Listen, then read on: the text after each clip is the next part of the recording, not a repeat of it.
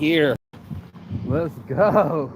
Who's ready for some boom, baby, boom? Boy, morning marijuana motivation. I'm your host with the mostest, Marky Saint. This is Saint's Addiction. This is 2 billionaires smoking, and this is the morning motivation. And we're about to get into it. Every morning, I get up, and I love my life. You know, I just love it, bro. That I can have this whole park to myself. You know what I mean? Every morning to get my mind right. Talk about the things to fix the mind and, you know, get back on track. This morning's motivation was about guiding guilt.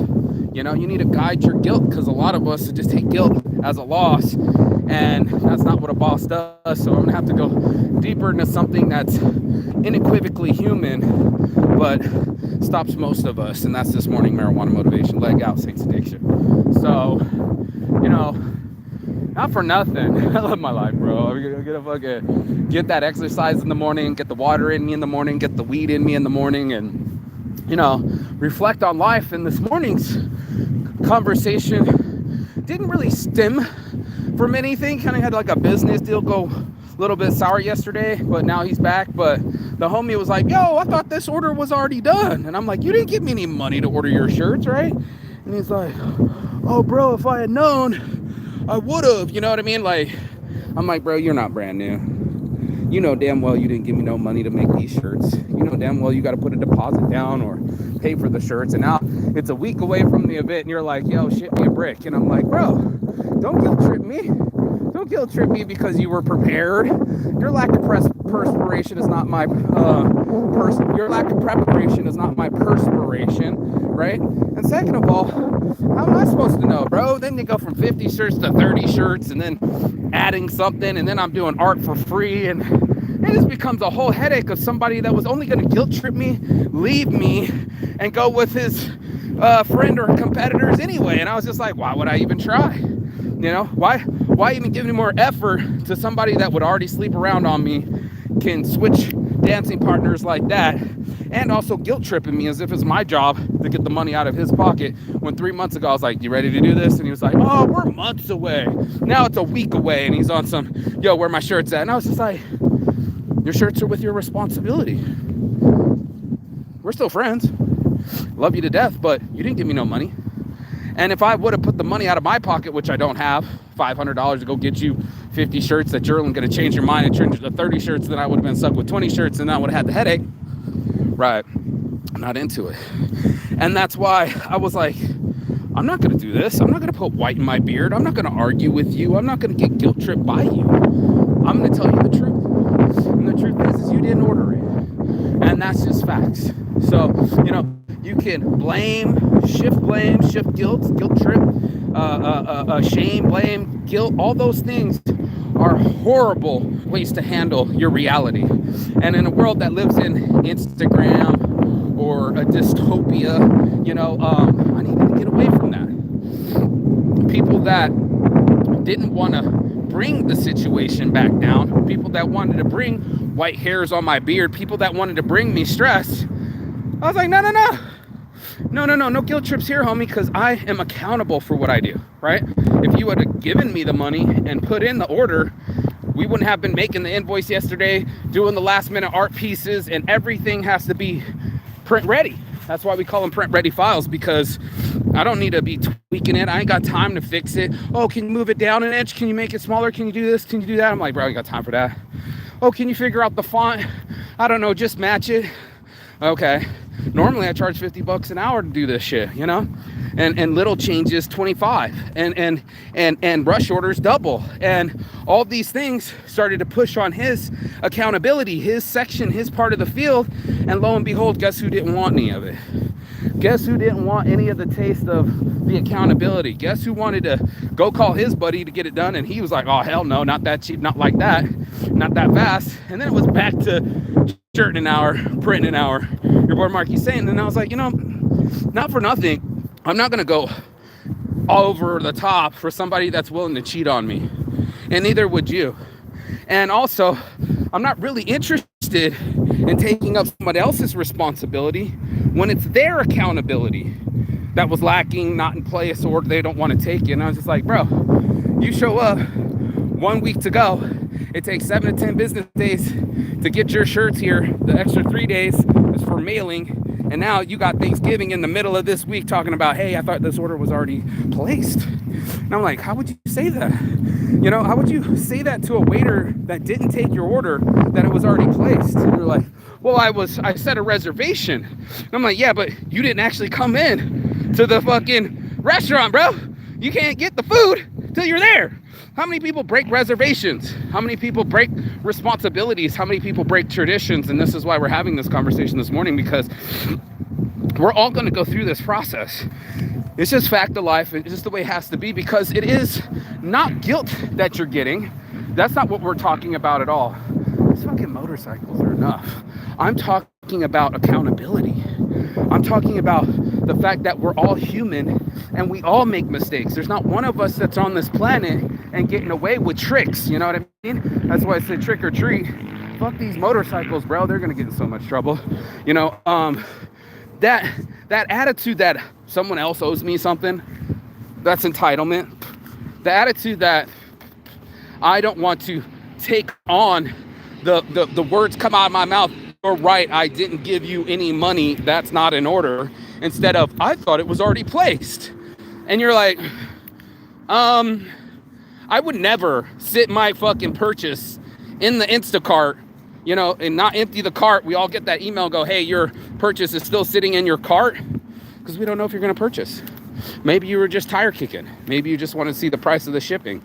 Maybe you're not ready to pay for it. And that's all above board. There's no guilt, no trip, no nothing. It's just what it is. And I give the switch, right? This is the Saints Addiction switch. This is the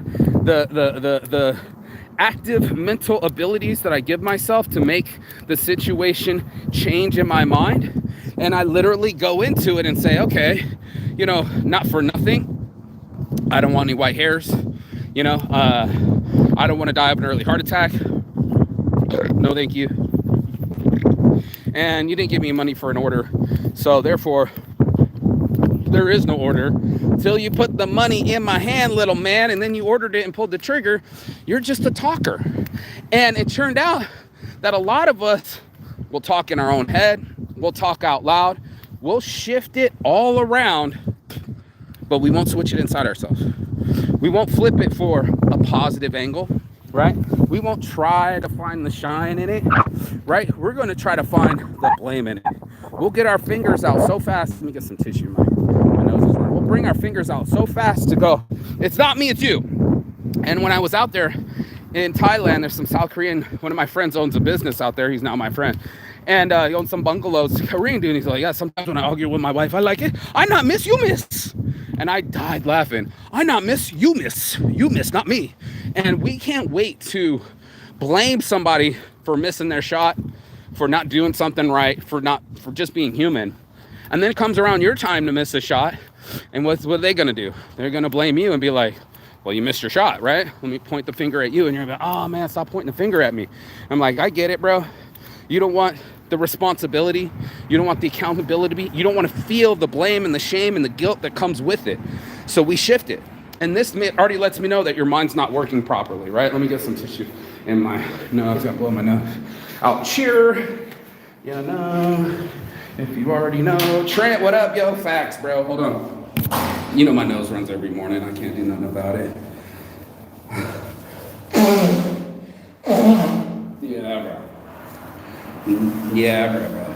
Let me get on this show. But that's what it was, bro. I was like, why are people, you know, not for nothing, shifting in their own head, not away from the pain, but into the pain, and establish, why am I having pain for something that I didn't create? And then you know what guilt feels like, right?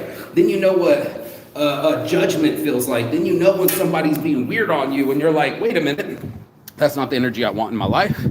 That's not the energy I want in me. And that's not the energy I want from my friends, where anything goes wrong in my relationship, somebody starts infighting, I'm like, you're not a teammate. and can't step up and say, you're right, isn't an aid in the situation, and anybody that isn't trying to assist in the switch for a betterment, then they don't have Saints addiction. And that's just cold hard facts. Thanks, Trent. I appreciate it, but it is true. It is true. When you sit there and you go, oh no, I kind of took it on this morning. I've been watching this replay, The Greatest Show on Turf, or whatever it's called, when the Lakers, they called the new Lakers from the 70s with Magic Johnson and Larry Bird. And I'm watching the remake, and homeboy's on TV. He's watching his big TV, and Larry Bird wins Rookie of the Year, and he's pissed. And next thing you know, Larry Bird's in his living room. It's in his mind. He was in his mind in his living room. And all the naysayers were on the couch. His mama saying Larry Bird's her favorite player, not her own son. His sister, who's always like, you ain't shit and you ain't ever gonna be shit. And then Larry Bird sitting on his couch in his living room, in his head, this was all imaginary, talking shit to him. He said, I'm gonna beat all of y'all. I'm gonna get my ring. And then I'm gonna prove you all wrong. And that was the moment I was like, there it is. There's that moment as a human being where you take that guilt, you take that pain, you take that shame, and you turn it around and go like, thanks for the fuel. No, I really needed that. I really needed my mom not to believe in me, my dad not to believe in me. And a lot of people let that shut themselves down. They'll be like, oh, well, my mom didn't pack my lunch, so I guess I can't go to school. Well, look, to point it, what had happened was over there, and it happened, and you know, they're responsible. And instead of pointing it here with the 3 fingers pointing back at me, 1, 2, 3, back at me, going like, oh, I chose that girl. I chose that lesson, and life chose to educate me. Just like the cops that came into my shop, you are being educated. Maybe you're being educated, not by a cop, but by life. You know what I mean? Life is sitting there sending you messages and going like, yo, you might need to know this. You need to know that you're human, and to err is to human, and to be a human means you need to make mistakes. And I'm the mistake master, bro, because I am brave. I'm willing to risk, like my favorite symbol, the chaos symbol, the Chinese chaos symbol. It says, it's from the I Ching, and it says, before the beginning of great brilliance, there must be chaos. Before a brilliant person performs something great, they must look foolish to the crowd. And that's what I'm getting. I'm getting bravery because I'm not scared to look foolish in front of the crowd. I'm not scared to tell people about my sexcapades at Artemis. I'm watching all my demographics, or what are the analytics from my YouTube, and it's like 2,000 people watched my sexcapades in Berlin, in Germany, a full Artemis review. They watch my faceless porn interviews, and the last couple of shows from last week, I was hot, and I'm sitting here going like, this is cool, this is cool, this is what people get. But what you don't get is like, they're watching me talk about prostitution, right? I'm like out and about going like, that's how I met Trent. I avidly went and had sex with a prostitute, 2 of them in one day in Berlin. And I'm talking about it honestly, openly. Hell, I even started smoking a blunt and created the smoke alarm when I did it, because I'm being real. And people want to be authentic, and they want to be real, and they want to be strong. But the only reason I got here is because I faced some demons, bro. I had to face my blame, shame, and guilt. I had to say that, sure, my daddy don't love me, but that's okay. I love me. Sure, my mama could talk shit, but guess what? I prove them wrong. Sure, somebody could be like, your website's not even up, and I'm like, a landing page is. And then I realized haters make me famous. Yeah, bro. They make me fucking famous. To keep my name in their mouth, same like you keep Trump in your mouth or any other purple cow that you're talking about, right? My buddy came up to me last night. I haven't heard of him in ages. And you know what he said? He's like, hey, bro, did you hear that new Kendrick Lamar album? Boom, the purple cow is out there. It's getting people to talk about it without advertising, without commercials, without any side or ads on Facebook or Instagram. It's word of mouth. So strong. And with this mouth, I'm going to make a strong statement and say, guide your guilt, because you're not the only one that fucked up. Nothing needs to be said. Bless up. Saints addiction. Let's go. Leg out. I don't know. Why are people always pulling up next to me? This whole place is empty. And then they gotta, I don't know. I'm just trying to smoke now.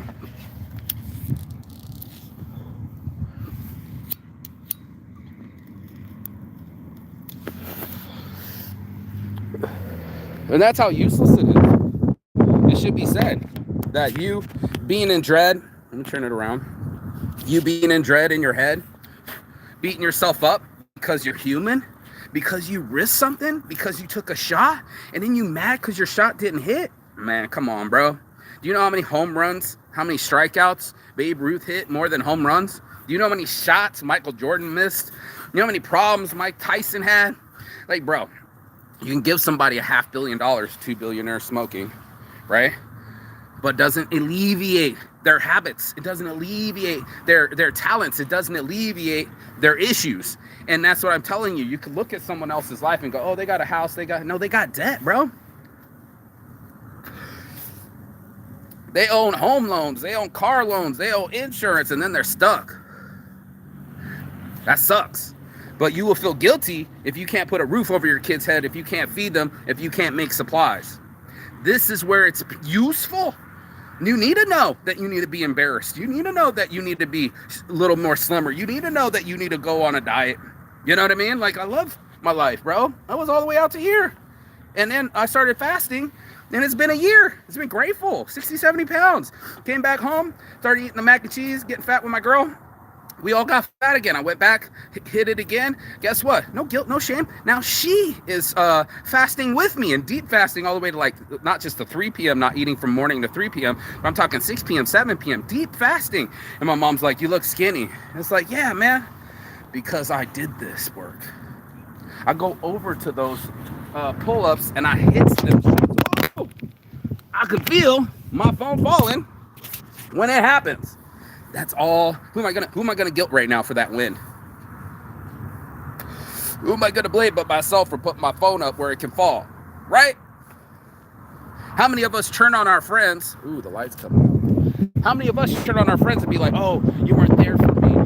You should have answered the phone call. Let me guilt trip you into something so you can feel the pain that I feel. And I would just tell you, be ahead of the game. You should have pulled the trigger 3 months ago. Right? And don't be mad at yourself. Life happens. And I have to do that rationale talking to people on a regular basis to be like, this is not the end of your life. You don't have to own the shame. You don't have to swallow the guilt, and no one needs to be blamed. Blame is for children, bro. That's for little kids, bro. Adults, we don't do that anymore. We look for solutions. And that's all I've been talking about. It's like looking, not the brain shouldn't be actively trying to figure out who fucked up. The brain should be actively trying to figure out how to fix the topic. And that's the switch. That's the Saints Addiction switch. Switching away from drugs and switching to discipline. Switching away from my habits and picking my habits. And then also not blaming nobody, but taking accountability. And it just changed my life, man. It really did. Because now I'm on some, I chose this. No one else chose it for me. Yep. And I'm grateful for it. Because now my mornings are mine. No boss. I'll never forget, it was 1998. I was working at Gold's Gym. Living all the way out here in Boulder City. Coming all the way into town. Up over there. Hour away. I was 15 minutes late. And my boss was looking at his wristwatch, like shaking his head. And I was like, fuck you. You know what I mean? And he wanted to put some blame, some shame, some guilt on me. And he fired me. Now, most people would say, well, you should have learned your lesson. Maybe that was the lesson, bro. The lesson was that I didn't need to be in Gold's Gym. That I didn't need a boss. That I needed to be an entrepreneur. But if you asked me as that 20-year-old kid, I was hurt. I was like, oh man, I had so many friends at Gold's Gym. I was meeting Ric Flair. Who else did I meet? Dana White. When he first started out, he was kickboxing at our Gold's Gym. Dana White was a kickboxing instructor at my old Gold's Gym. And this is all part of it. In the end, you don't know. But that's the same thing that happened to him. Dana White was doing a kickboxing class in Boston, and some gangsters came in and told him to leave town. You would have thought that was a scary thing, but that made him come back to Vegas. And then when he went to Vegas, he had a homie help him out, and that guy died. He went to the funeral, and he bumped into the Fertittas. You would have thought that that was magic. You would think that that's happenstance. Most people would see coincidence. I see providence. I see that you don't have a fucking clue what's about to happen. It's that Chinese proverb. You're like, oh shit, he found a horse, good luck. Oh shit, he fell off the horse, broke his leg, bad luck. Oh shit, the conscription's here. They want him to fight for the army. He can't go because he has a broken leg. Good luck again. And we weigh these things like our sins. We go, oh, that's good, that's bad. And I'm thinking, that's a really bad thing to do. Measure it so black and white. You have no clue. Over a long enough timeline, all of our stories look like comedy. In a short period, just this block right here, player, it's gonna feel like it happened to you. It's gonna feel personal. It's gonna hurt. And if you assume that, usually you're gonna turn that hurt into hurt. You're gonna try hurting someone else, try hurting yourself, try hurting your situation. And I'm over here saying, please don't waste your time. Please don't waste your pain. Please don't waste that hurt. Turn it into fuel, player. There's a lesson in it. There are hard lessons in life. Just like the hot stove, they're gonna burn you for you to learn it. And you're gonna be like, oh shit, man, now I gotta fucking get burnt. Or that, or sit there and get sunburnt. You know, I'm watching Joe Rogan. He's right. People just want to fucking put Cheetos in their face and drown out and disappear. That's a reaction to trauma. That's the reaction to guilt or blame or shame. You are going to try to alleviate the pain.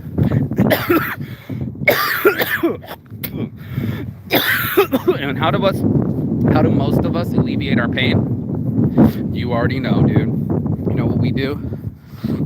We swallow drugs and alcohol, okay? We want the quick fix. We don't want to learn the lesson. We want to get the test, the cheat test, the answers. And I'm like, part of the answer is going through the problem. You have to get through the hypotheses to get to the conclusion. You have to run experiments to figure it out. And most of us don't want to figure it out. We want to disappear. And in that, we're losing our lessons. And my buddy was just saying, Trent was saying it earlier, yesterday or whatever the day was, on Sunday, I think we were talking for like 2 hours. And he said, these kids don't have no skill sets. They don't know what the fuck's going on. And I'm like, how can they? No one ever taught them. What the kid say when his dad was in prison? He was like, I'm mad at my dad. He better give me some tears. I grew up in here, bringing my projects at 10 years old. Can't even bring solid things and plastic pocket challenge, y'all. You know, can you imagine? He's like, I didn't have my father, that's a quarter. I didn't have my father teach me how to shave. Me neither, bro. And I didn't have my father teach me how to ride a bike. Me neither, bro. You know, and in this, you're gonna be like, I want you to hurt as much as me. And me running around town, 20, 30, hurt, angry, my daddy don't love me. Now I'm overachieving. Now I'm overcompensating. Now I'm doing things that I wouldn't normally do, but that's what it is. You wouldn't do drugs if you had family, right? And you wouldn't drink alcohol if you had real friends, right? But at the same time, that's what we look for. I just saw one girl go, I'm the bartender leaving my shop, and she says goodbye to everybody, knows everybody's name, and then she hits the door and she goes, one shot more.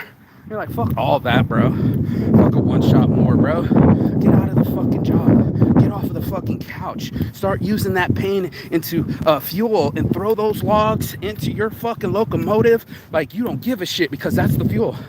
Thanks, mom and dad. You underestimated me. Thanks, girlfriend who left me and broke my heart and killed my baby. Thanks, South Korea, for teaching me discipline and no actually means no. I never thought I would think people that kept me captive and wanted to keep me captive for 5 years. No. But here I am. I still don't really like South Korean food, but man, did they not help me build Saints addiction. 5 years of my life would have been behind the cell, and I was like, okay, bet. Now that I'm out, watch what I'm gonna fucking do, bro. You know, you want to waste my lifespan? You want to waste my heartbeats and my breathing and my mind? I think not. I believe that I'm going to turn this around. I believe that this is the beginning of a great story. And I believed it. And I told Trent, I was like, yo, bro, when I got out, I was like, just follow me around with the camera because my life is just ridiculous. I'm telling them, anybody in a 50-mile radius, maybe not in Vegas, has been around the world, right? That 50-mile radius. Ow, what's going on with me? But who's been to South Korean prison in that 50-mile radius and it gets bound down to me.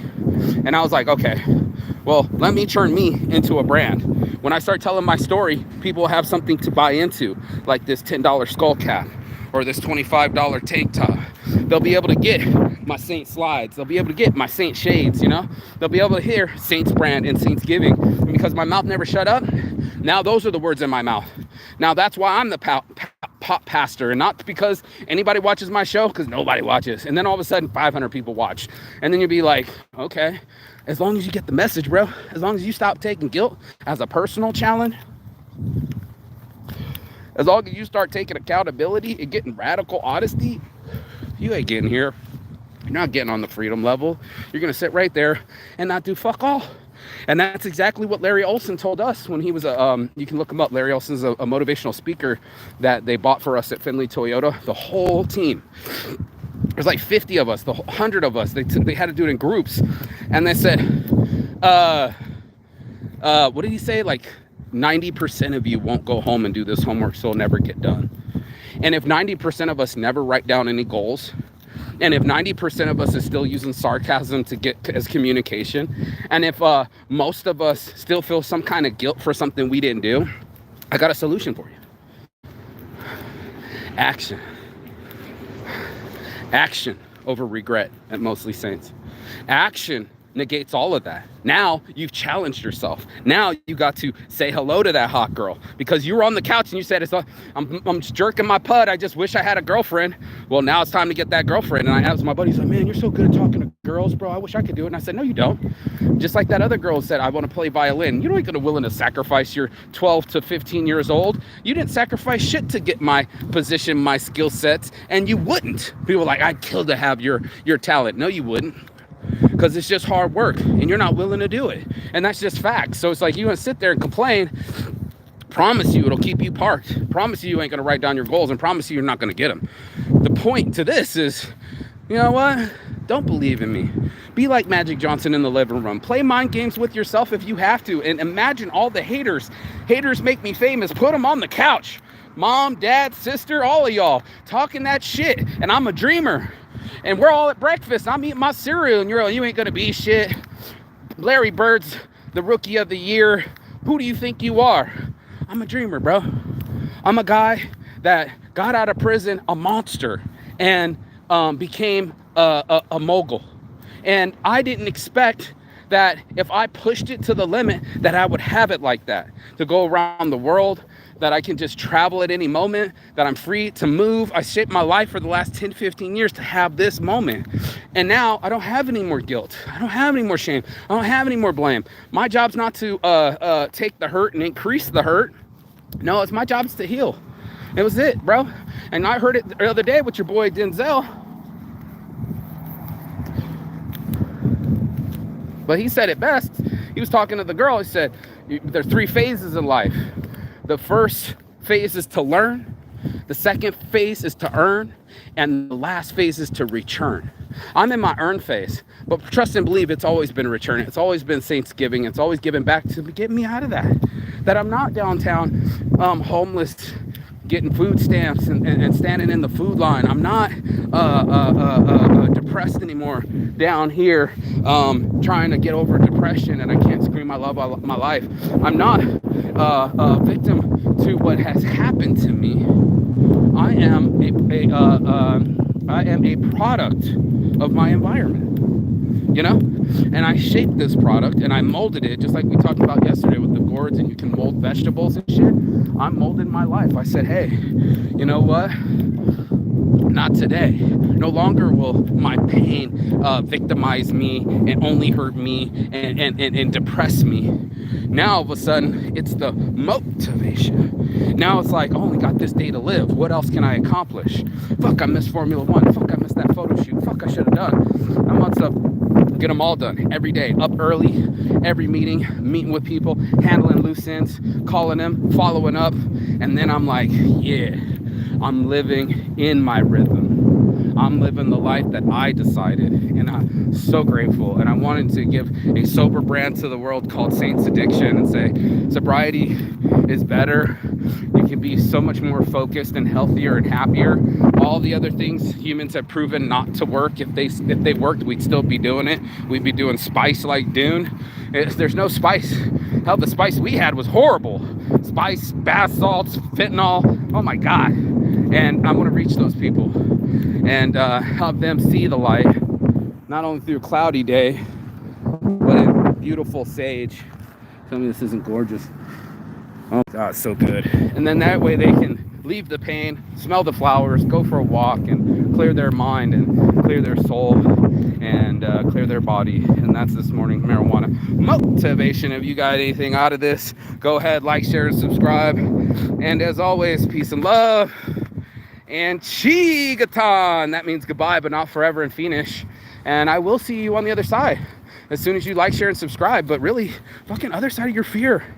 You know it too. You know what you're feeding yourself, and the lies and the words and the haters. Well, haters make me famous. And thanks for paying attention. Wait till the next chapter when I get that championship ring. So I'll see you guys on the other side. Go be blessed, not stressed. The other side of the world, travel by saints. Yeah. Oh man.